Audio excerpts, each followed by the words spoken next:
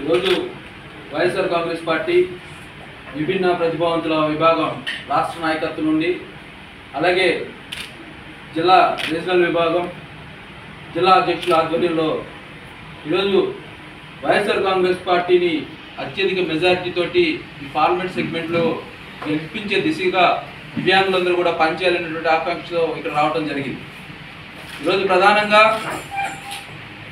జగన్మోహన్ రెడ్డి గారు గడిచినటువంటి పరిపాలనలో అభివృద్ధిని సంక్షేమాన్ని రెండు కళ్ళగా చేసుకొని దివ్యాంగులకు కూడా పెద్దపీట వేసి అనేక సంక్షేమ పథకాలు అందించినటువంటి దాఖలాలు మనం చూసాం.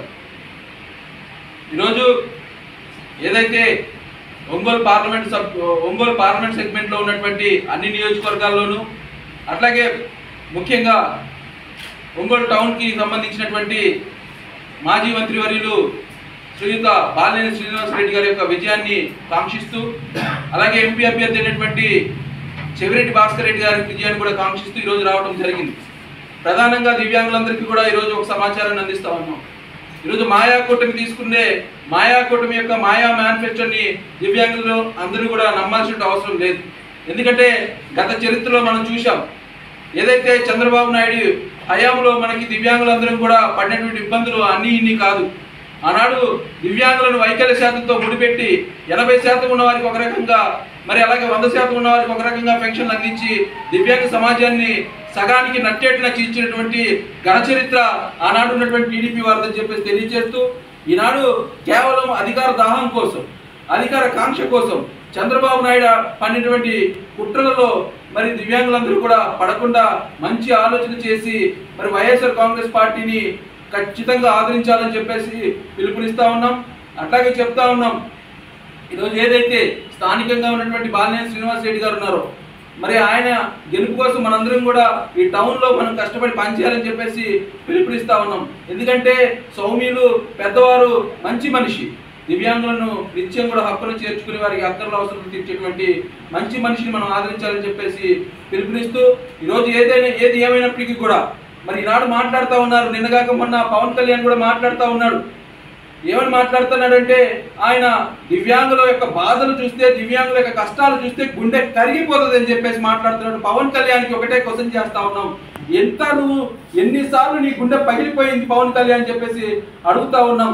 ఎంతమంది నీ దగ్గరికి దివ్యాంగులందరూ కూడా మరి సహాయం కోసం వస్తే ఎంతమంది నువ్వు సహాయం చేసావు అని చెప్పేసి మేము మీడియా ముఖంగా అడుగుతా ఉన్నాం.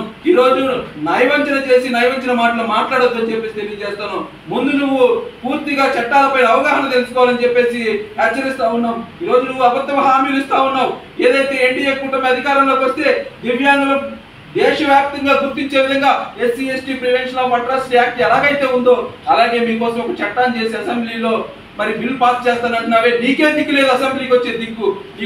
నీకు ఒక మాట చెప్తాను, నువ్వు పవన్ కళ్యాణ్ 2016లో నీ దత్త తండ్రి హయాంలోనే కేంద్ర ప్రభుత్వం 2016 వికలాంగుల హక్కుల చట్టానికి గైడ్లైన్స్ చేసి వీరికి హక్కులు ఆత్మగౌరవం కల్పించమని చెప్పి రాష్ట్ర ప్రభుత్వానికి పంపిస్తే ఆనాడు ఉన్నటువంటి చంద్రబాబు నాయుడు ఆ చట్టాన్ని తొందరలోకి తొక్కితే మా జగన్మోహన్ రెడ్డి గారు అధికారంలోకి వచ్చిన తర్వాత వికలాంగులకు ఆత్మగౌరవాన్ని అందిస్తూ వికలాంగుల సాధికారత కోసం కట్టుబడి ఒక చట్టాన్ని చేశారు. ముందు పూర్తిగా ఆ చట్టం అమల్లో ఉందో లేదో తెలుసుకుంటే మంచిదని చెప్పేసి హెచ్చరిస్తా ఉన్నాం. నోరుంది కదా అని చెప్పేసి మాట్లాడితే మాత్రం ఖచ్చితంగా నీ మాటలు నమ్మే పరిస్థితి ఎక్కడ లేదని చెప్పేసి తెలియజేస్తా ఉన్నాం. ఈరోజు ఒకటే చెప్తా ఉన్నాం, పవన్ కళ్యాణ్కి కూడా మరి అంత పెద్ద వరాహి యాత్ర చేసి నేను ఊట తీస్తాను, పొడుస్తాను, అందరినీ తరిమి కొడతాను, అధపాతాలకి తొక్కేస్తానన్నటువంటి నీవు ఈరోజు ఒక 21 సీట్లకే పరిమితం అయిపోయావే, ఎక్కడుంది నీ చిత్తశుద్ధి అని చెప్పేసి అడుగుతా ఉన్నాను. కేవలం నీ గెలుపు కోసం నువ్వు నీ కుటుంబ సభ్యుల్ని, నీ డ్రామా కంపెనీని అందరినీ వెనకాలేసుకుని ఆఖరికి వర్మ సహాయం తీసుకుంటున్నావు పవన్ కళ్యాణ్ నువ్వు అని చెప్పేసి హెచ్చరిస్తూ ఈరోజు ఒకటే చెప్తా ఉన్నాం, దివ్యాంగులందరూ కూడా కళ్ళబుల్లి మాటలు నమ్మొద్దు. ఏదైతే జగన్మోహన్ రెడ్డి గారు వాలంటరీ వ్యవస్థ ద్వారా వికలాంగులకు పెన్షన్ని తీసుకొచ్చి మరి నెల మొదటి రోజే కోడి కుయ్యక ముందే అందించారా లేదని చెప్పేసి అడుగుతా ఉన్నాం. ఈరోజు వాళ్ళ పబ్బం గడుపుకోవడం కోసం నేడు ఇచ్చినటువంటి అబద్ధ హామీల్లో 6,000 రూపాయలు పెన్షన్ ఇస్తారంటే హామీ ఇస్తా ఉన్నారు. అది ఏ రకంగా ఇస్తారనేది మనకు తెలియదు. ఈ రకంగా దివ్యాంగులను నైవంచన చేస్తున్నటువంటి ఎన్డీఏ కుటుంబాన్ని తరిమి కొట్టాలని చెప్పేసి హెచ్చరిస్తూ, అలాగే స్థానికంగా ఉన్నటువంటి ఏదైతే మరి తెలుగుదేశం జనసేన కూటమి అభ్యర్థి ఉన్నారో జనార్దన్ గారిని కూడా ఖచ్చితంగా ఓడించే దిశగా మరి దివ్యాంగులందరూ కూడా చంద్రుడికి నూలిపోగలాగా మరి బాలినేని శ్రీనివాస్ గారి కోసం కష్టపడి పనిచేయాలని చెప్పేసి పిలుపునిస్తా ఉన్నాం. అలాగే ప్రతి ఒక్క నియోజకవర్గంలో కూడా మరి ఏదైతే దివ్యాంగులందరూ కూడా సన్నద్ధం అవ్వాలని చెప్పేసి అభివృద్ధి సంక్షేమం కోసం మనందరం కూడా పట్టుదలతో ఉండి వైఎస్ఆర్ కాంగ్రెస్ పార్టీ జెండాని ఈ జిల్లా హెడ్ క్వార్టర్లో రెపరెపలాడించాలని చెప్పేసి పిలుపునిస్తూ ఖచ్చితంగా మేమందరం కూడా సంఘటితంగా పనిచేస్తామని తెలియజేస్తామని.